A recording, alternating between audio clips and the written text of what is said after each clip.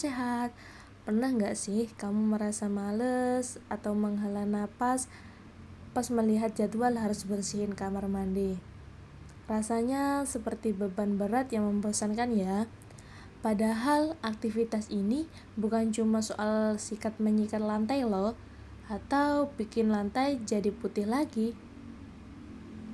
Tanpa kita sadari, bebersih kamar mandi itu sebenarnya adalah salah satu bentuk workout rumahan loh yang sangat efektif.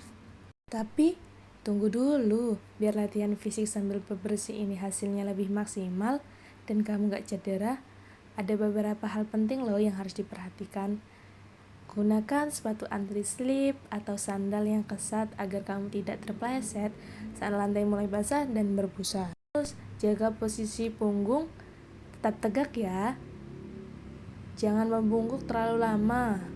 Gunakan kekuatan lutut saat kamu mau berjongkok supaya pinggang gak gampang pegel. Terus pastikan ventilasi atau kamar mandi terbuka agar sirkulasi udara baik, jadi kamu gak pusing karena menghirup bau cairan pembersih yang menyengat. Mari kita ke bagian selanjutnya. Nah, saat kamu sudah pegang sikat dan mulai beraksi, sebenarnya tubuh kamu lagi melakukan latihan fisik yang serius loh.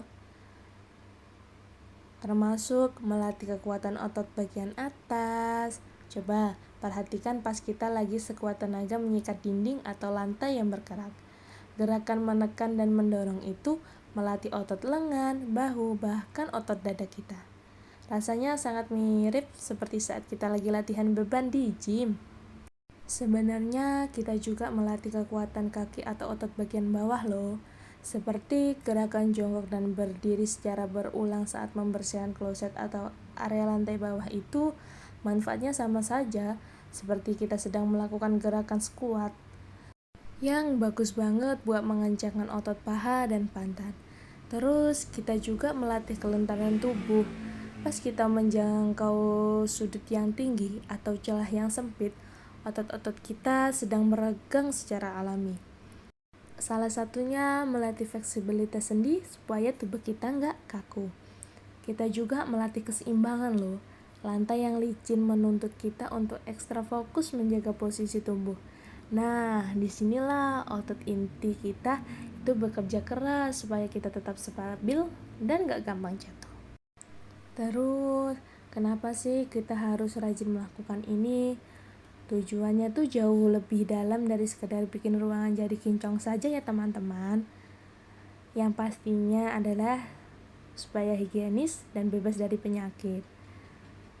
Karena kamar mandi itu kan tempat yang lembab dan jadi sarang favorit kuman serta jamurnya kan teman-teman.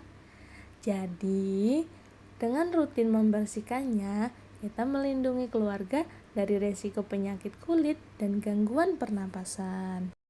Selain tujuan yang tadi, ada juga loh teman-teman tujuan lainnya untuk membakar kalori.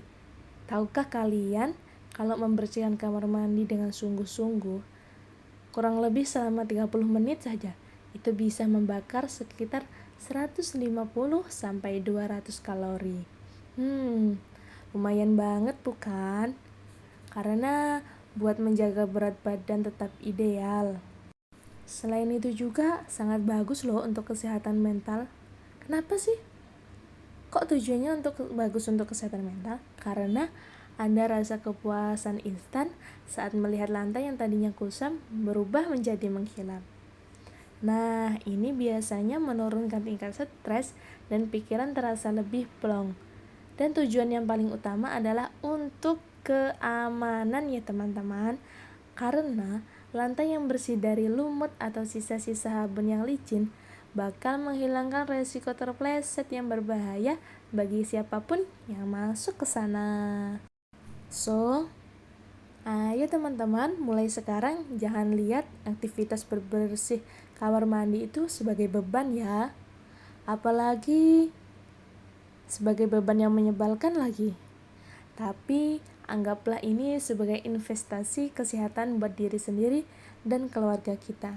Ingat, kamar mandi yang sehat bikin badan pun jadi kuat. Salam olahraga, salam bersih.